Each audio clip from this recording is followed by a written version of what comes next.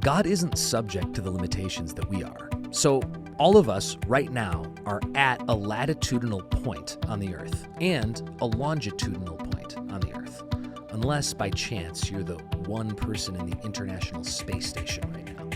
All of us are also at a height or a depth on the earth. We're in like a basement or the 10th floor of your apartment building or whatever. And we are at a specific point in time. For example, if you were going on a date, you might say, meet me on the 95th floor of the John Hancock building at 7 p.m. this Friday. So you have all the 4 points that you need there: a latitude point, a longitude point, a height or a depth, and a time. Now think about this. None of those 4 things apply to God. Latitude, east and west, don't apply to God. To God, California and New York are not separated in the same way that they're separate to us. Longitude, north and south, don't apply to God. Iceland and South Africa aren't separated in the same way to God that they are to us. Height and depth, the clouds and Death Valley are not separated to God the same way they're separate to us. Time, 2019 and 1919 and 1519 and 2719 aren't separated by hundreds of years to God like they are separate to us.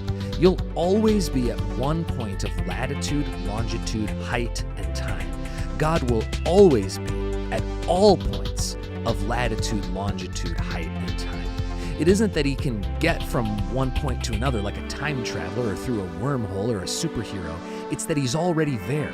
Psalm 139 verses 8 through 10 says, "If I ascend to heaven, you're there. If I make my bed in Sheol, you're there. If I take the wings of the morning and dwell in the uttermost parts of the sea, even there your hand shall guide me, and your right hand shall hold me." God is omnipresent.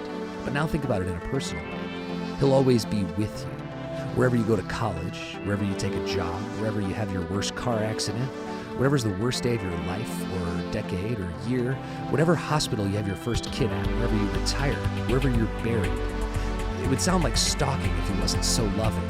God is everywhere, and he's everywhere with you because God is omnipresent.